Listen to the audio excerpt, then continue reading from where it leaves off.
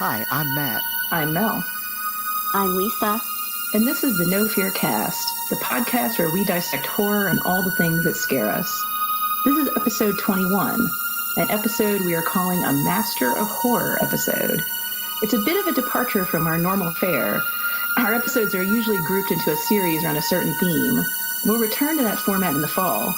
For the summer, we thought we'd relax and enjoy some good old-fashioned horror.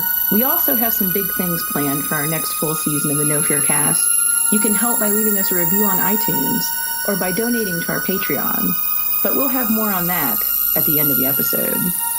Right now, sit back and relax as we introduce you to Clive Barker.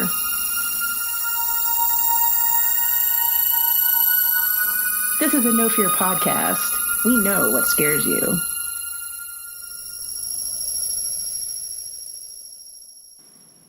So most people who are fans of the horror genre will recognize the name Clive Barker. And if they don't recognize his name right away, you only have to give the names of some of his characters because they're some of the most iconic characters in the genre. Characters like Pinhead and Candyman. And as soon as you say either one of those names, most people are like, oh yeah, I know exactly who you're talking about. So Clive Barker is a writer from Liverpool.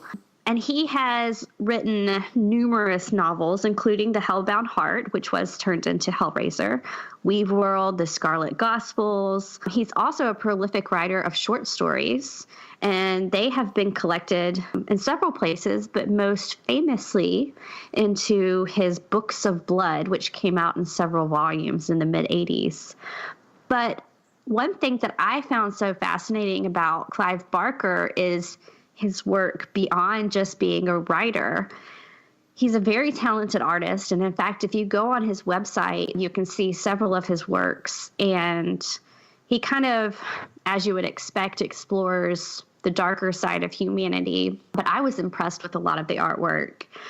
And in his film adaptations, and this is something I never realized until we started doing prep for this episode, he actually was really involved in a lot of the adaptations of his work, in particular, stepping on to become screenwriter. And in some cases, he even directed the films, which is something you don't hear a lot of writers being involved in. You know, sometimes they'll stay on to be some sort of consultant.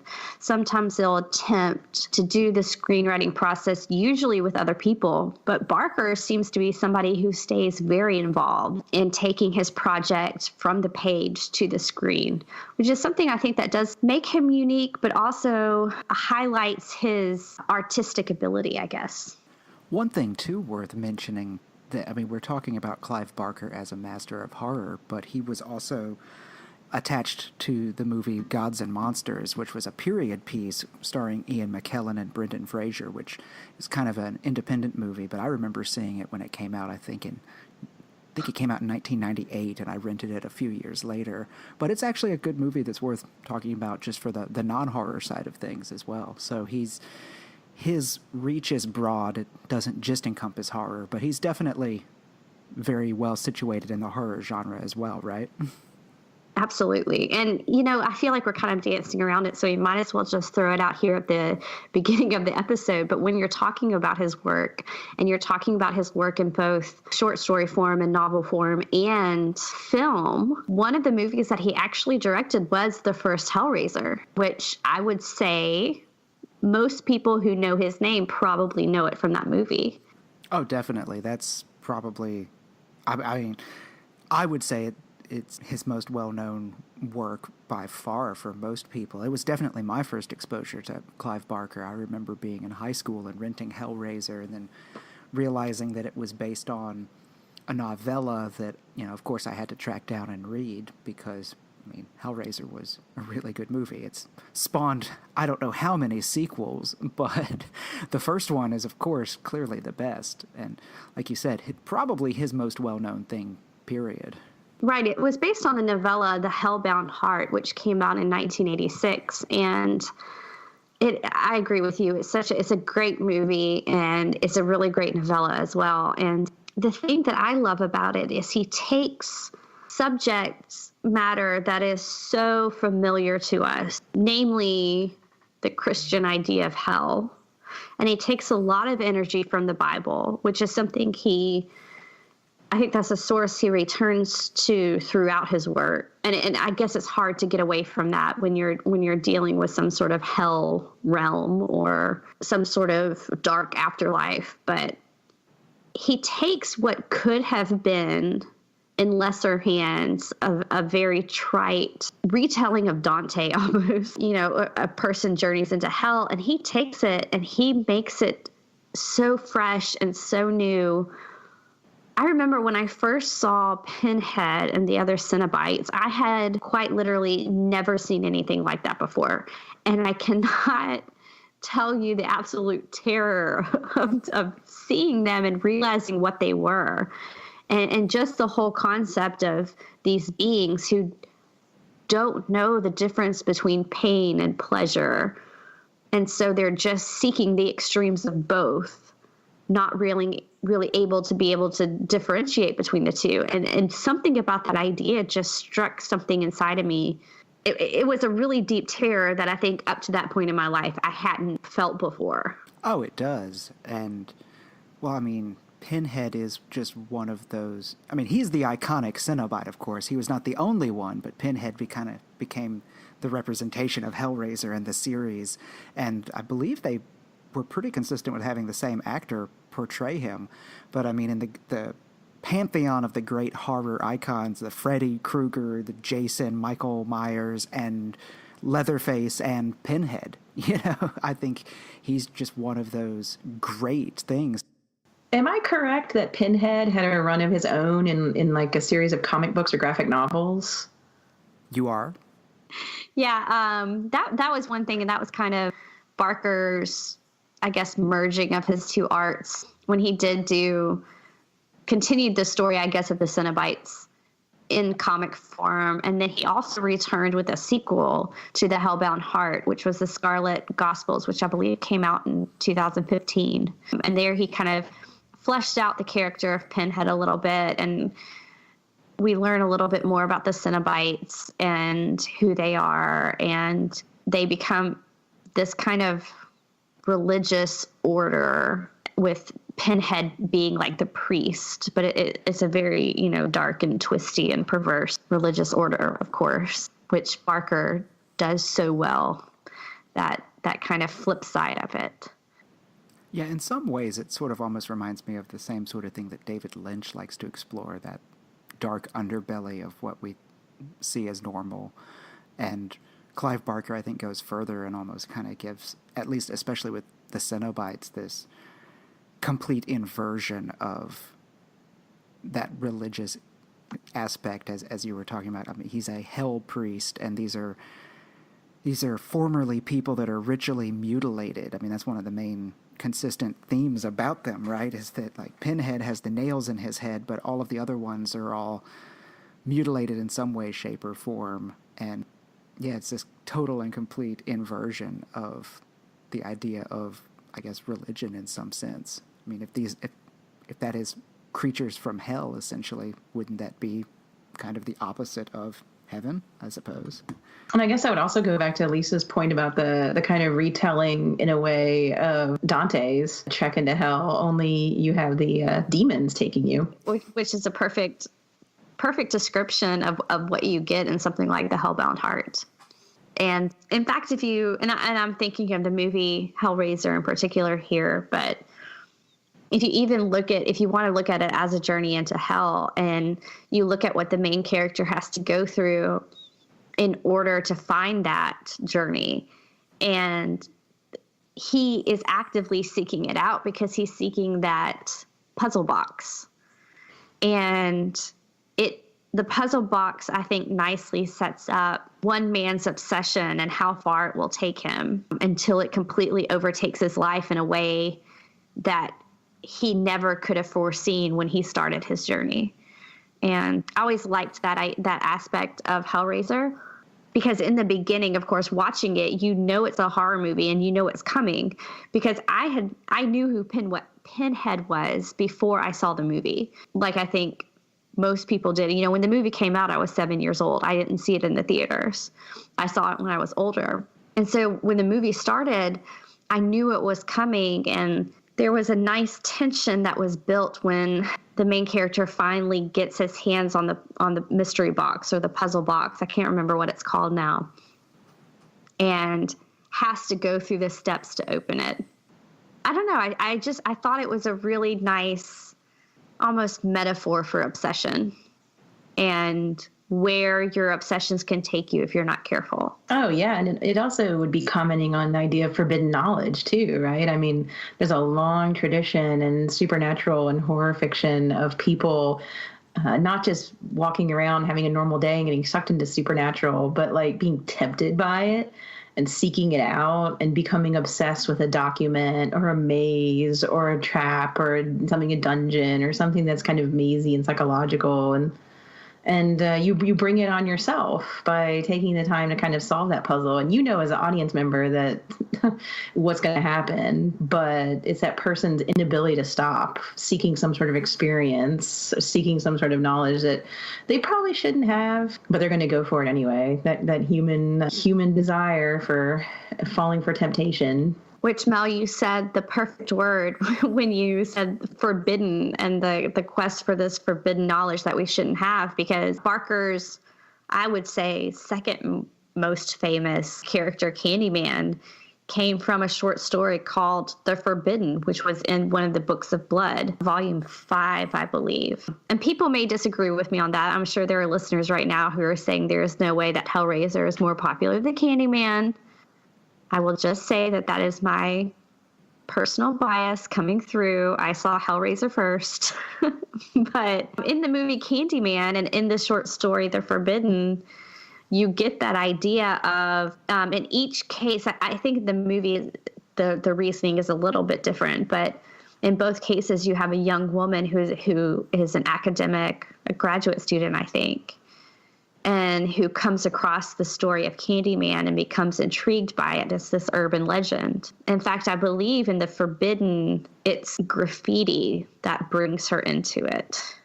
I think she becomes obsessed with kind of studying some graffiti that has been made, but I may be wrong on that. He does a lot, I should point out, with artwork, I guess as an artist himself, but art as an expression is something that I think forms a thread throughout his work. But anyway, I'm getting ahead of myself. But yeah, you do, and Candyman also have that idea, Mel, of seeking forbidden knowledge even when you know you probably shouldn't, because it's going to take you down a path you don't really want to go down, but not being able to resist. Oh, yeah. Curiosity kills cats, and it also kills academics. Academics are always opening up temples of doom or reading horrible incantations from documents that were better left in the library. They just can't leave well enough alone. No. I guess I should say we, though I've never opened any sort of horrible incantation. Yet. That's true. I'm working on it. One of these times I'm in the Library of Congress, there'll be this box I find in this random corner, and I'm going to open it, and all hell will break loose. Literally and figuratively.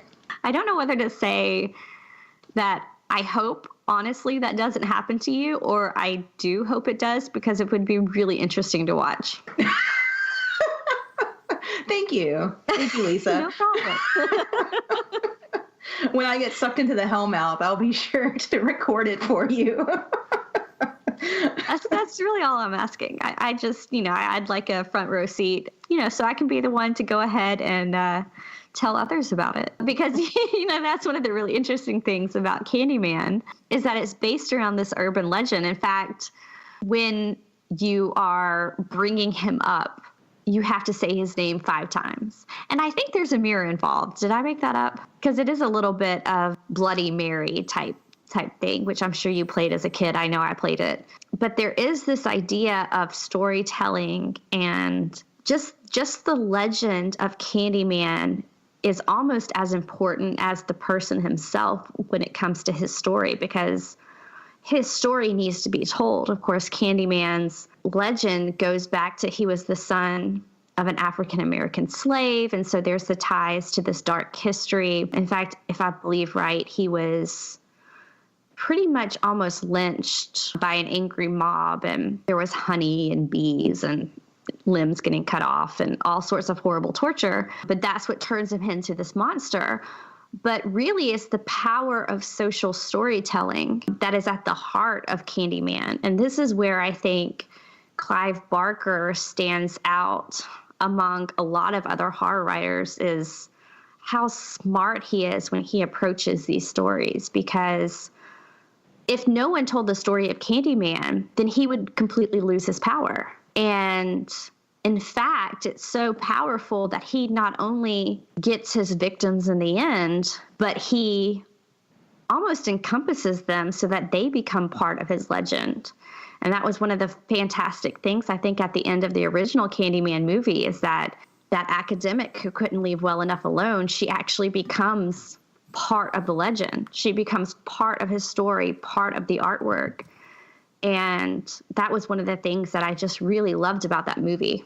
Well, I think that points up a couple really interesting things that we come back over and over again in this podcast. And one is how haunting is a way to show that violent history that maybe otherwise might get swept under the rug comes back over and over again in haunted tales, because it's just something that we have to look at, we have to talk about, so we have to tell stories about. So it shows, I think in some ways it shows the remnant of the past. Like, we like to think the past is behind us, but in this movie, it shows that this urban legend is continuing on this story of this man's situation, and it's his kind of popping out of the past and affecting the present that keeps that violent past, people investigating it. And then the other thing that we've talked about over and over again is storytelling. I mean, the supernatural is intricately entwined with the idea of storytelling. Something supernatural happened and you tell a story about it, and then stories themselves almost have this magical power to pull you into them. I mean, we were talking in the prep for this episode about this particular the character Helen becoming the part of the legend at the end of the movie, and I said it reminded me of August Derleth's story, The Lonesome Place, where these two boys keep telling ghost stories about this particularly creepy place in their town, and then there's stories about the monster come true, because stories can be just as powerful. And then there's a real monster that they're telling the story about that's affecting them. And so this idea of like words matter, that we create our reality, and that we tell these stories of the past and we become part of them, is so interesting how you see it in this movie too. Yeah, Mel, I think you're really onto something there with the whole idea of storytelling. And I don't want to make this too much of an academic rundown of his work, because Candyman functions on a level that's just pure fun too, I think. But one of the things that I think he does so well, and this is why Barker's works, I think, translate to the screen so well, is that he is such a great visual writer. And this may, again, go back to his visual art, because he can, I think, take something special and put it on the page, so much so that he even got labeled splatterpunk when that term was still being tossed around as something new, which I won't get into here. I don't think he fully fits into that subgenre. But if you look at something like Books of Blood, which came out in 6 volumes, it's short stories, came out in 6 volumes, and they came out pretty much all together. I believe in 1984, maybe a few of them came out in 1985, but it was one of these where they were released pretty quickly. I think maybe Ramsey Campbell, who's also another horror writer from Liverpool, wrote an introduction for them. But those stories in there are so vivid in their telling, and several of those have gotten picked up and turned into movies. Most recently, Midnight Meat Train, which is a story that I have loved dearly. It came out in 2008, starring Bradley Cooper. But he also wrote The Body Politic, it's such a weird, strange story. And if you haven't read it, just go out and read it now. If I tried to describe what happened within that story, I would probably convince you not to read it. But he does it so well. And it became part of the movie Quicksilver Highway, which starred Christopher Lloyd. And then, of course, Rawhead Rex, which was turned into a film in 1986. But man, there are so many good stories. Like, I could sit here and talk for probably 2 hours on Books of Blood and just the stories that come out of there, because they're each so different, yet they're each so consistently Clive Barker, if that makes sense.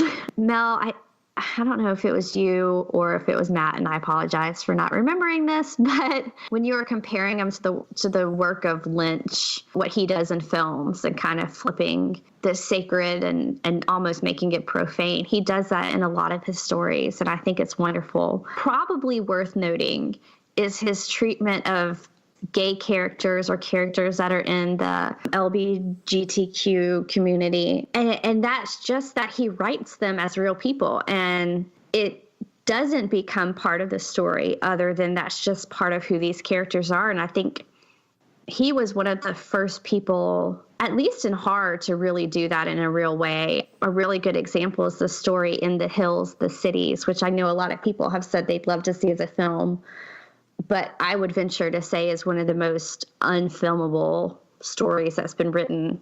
And it's basically about this couple, these two men who go on vacation, and I forget where they are, somewhere in Eastern Europe, someplace that would be very easy to kind of other and misunderstand. But it's about these two towns that basically all the townspeople get together and form a giant. So it's almost like a Wicker Man made of people. And these towns go on a walk through the countryside. And this is just something that apparently they do. And chaos ensues when one of the giants trips and ends up killing, 1,000 people or something crazy. But these are the kind of stories that appear, and they're just these really vivid, bodily, it's the only way I can think of it describing it, scenes. And each story, even if it's short, leaves such an impression that, and I'm doing a very poor job of describing this, except to say that if you haven't read any of the Books of Blood, you have to go read them. Well, we know that you're a huge fan of them just from talking with you, but how much do you love the Books of Blood, Lisa? Like what was the, where did you take one of the volumes, if I recall? Yes. And how many volumes did you take? Well, I took Books of Blood with me on my honeymoon. So if you can imagine this, my husband and I sitting on a secluded beach in Fiji with, nothing to distract us except Clive Barker. And I can't remember which volume I took, except it was the one with Midnight Meat Train in it, because I specifically remember reading that one. And I think it says probably more about my husband and what he has to put up with than actually me. But I adore Books of Blood. I adore, there are just so many good stories, and nobody else can set a scene in my mind like Clive Barker can. And take just really strange ideas and make them believable. But I know you guys, when we were planning this episode, you were talking a lot about The Thief of Always, which is a book that I haven't read. And I've always been a little bit curious about, because isn't that one meant for a wider audience? It is, and I know Mel actually just recently finished it, so it's probably a lot fresher on her mind than mine, but I believe it was intended as a novel for young adults, kind of in this pre-Harry Potter sort of YA fiction days. Because I think he published it in, 1992, I believe. And that was actually the first Clive Barker book that I ever read. I think I was in 7th or possibly 8th grade, and I had a friend who recommended it to me, and we read all sorts of, sci-fi and horror books and stuff like that. And he's like, "Oh, you've got to read The Thief of Always." And I read it, and it was incredible. It was kind of my real introduction to the literary side of Clive Barker, because I think we had watched Hellraiser, but I had not read anything by him at that point. So, Mel, do you want to talk about it, since it's definitely a lot fresher on your mind? It's been decades since I've read it. Well, I read it on your recommendation, Matt, and also because it does a lot of things that I find interesting. I felt like after reading it, and I don't want to say like this would be an influence or it's exactly the same because it's not, but it reminded me a little bit of Bradbury's Something Wicked This Way Comes, which is one of my favorites. But it is its own thing, and I think it's like I think you're right. Pre-Harry Potter, young adult fiction. It's kind of like Lisa was saying. I feel like it's an expanded audience. Like adults and young adults can read it, but it does a lot of things that Lisa was talking about. I mean, the world that he creates is just. It was difficult for me to put the book down, and even though he's doing this really cool like alternate reality, these kids are being tempted away from their real lives because they're boring and they don't want to go to school by this man who's supposedly built this house. I don't want to give any spoilers of the end away. And then they walk through this wall of mist after they get recruited to go. And it's almost like a Willy Wonka, everything you want to eat.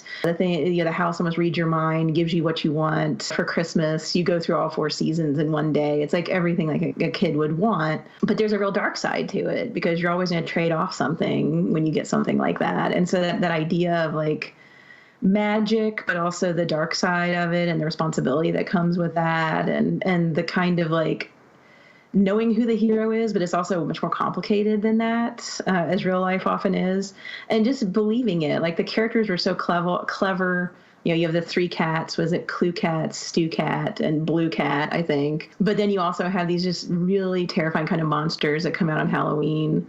It's a really interesting book, and it lends itself well to the visual aspect Lisa was talking about as well, especially since his own illustrations are in it. So you kind of get a feel for how he was envisioning the characters. And I'm pretty sure, because I remember when you told me about it, Matt, and I was looking up the book, I kept finding the comic book series. I'm pretty sure there is a graphic novel comic book adaptation that might be even more than 1 issue. It lends itself really well to that visual representation. Well, and the thing I would say in particular about The Thief of Always, but in general about Clive Barker, like Lisa was saying when talking about the Books of Blood, is how well he kind of creates and describes these worlds, but also how different these worlds that he envisions are. Like, I would honestly say, if you're not familiar with Clive Barker, someone that he's very similar to in that regard would possibly be Neil Gaiman in terms of the imagination and the ways that they see the world and then write about it, or the worlds that they see in their mind, I guess I should say. There's a lot of differences between the two in terms of style and content, for sure, but just in the way that they create these fantasy worlds or worlds that are even in our world, but just slightly different. And just the ideas that they come up with are just so incredible. So Clive Barker, I think, definitely gets a bit, like Lisa said, a bit more bodily than I think Neil Gaiman does. But that idea of imagination and the places that he can take you to, and The Thief of Always is a great introduction to his stuff. If you're a little hesitant, check out The Thief of Always for sure. Or if you want to get into the more hardcore horror type things, go for something else. But I love The Thief of Always. It's just a great book. Yeah, and I totally agree. When you were talking about Neil Gaiman, I'm like, yep, you can see it. I mean, if you like Coraline or you like The Ocean at the End of the Lane, like you would love The Thief of Always. Like you said, they're different writers, but that idea of like there's another world just on the other side, and it's completely believable. And it's also, it takes kids seriously, which I thought was really interesting as well. Oh, it's a cool book. I, for one, cannot wait to read The Thief of Always. It's been one of those, I think, that's been hard for me to find, which is strange because I'm so used to be able to go on the internet and find any book I want.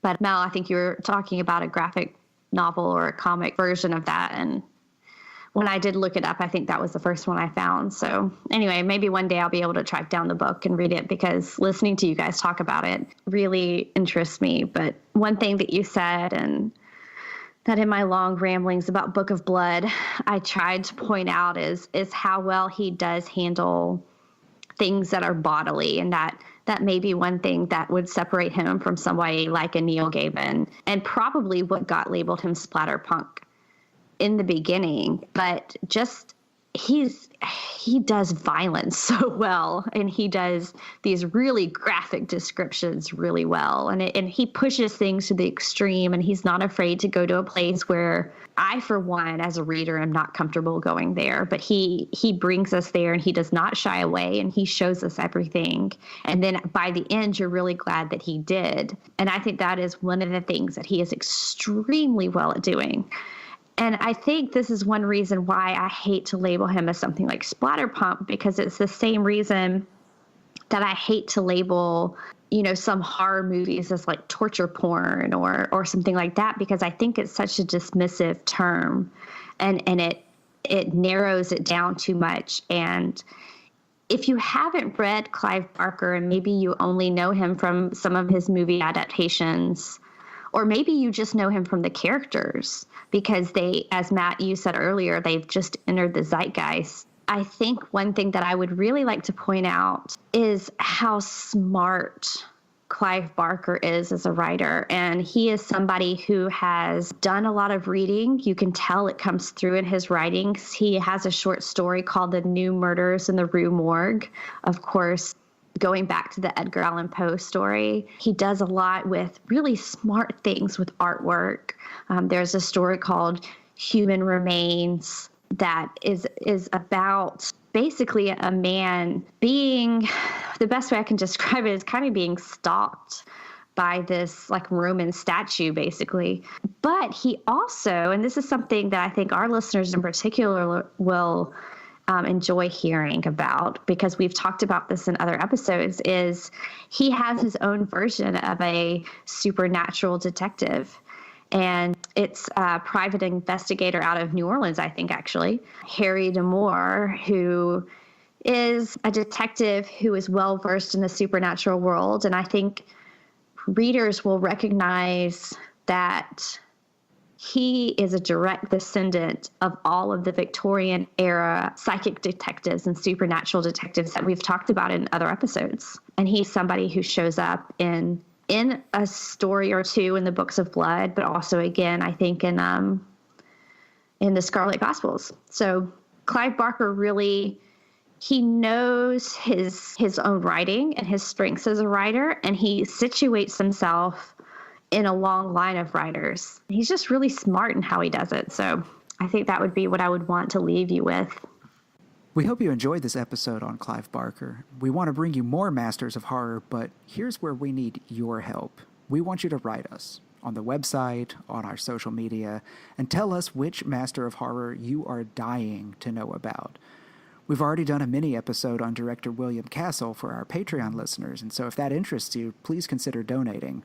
We've got big plans in the future, including interviews and even possible travel, so Patreon supporters really do keep us going. Those iTunes reviews also help other listeners find us, so we're thankful for everyone who has taken the time to review us. See you next time.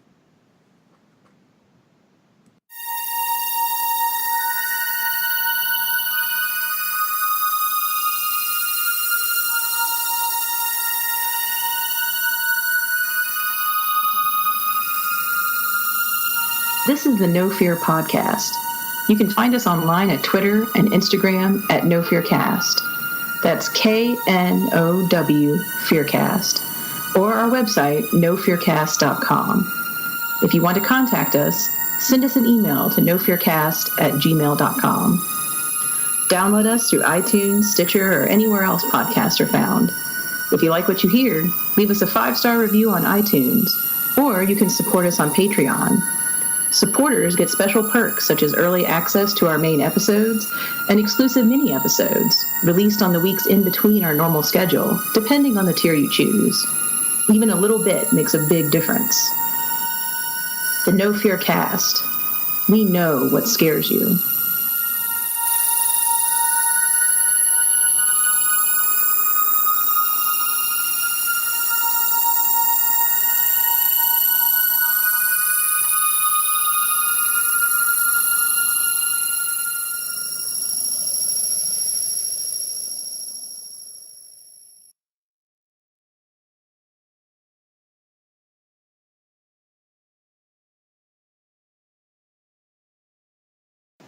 This is a personal project and not related to any academic institution.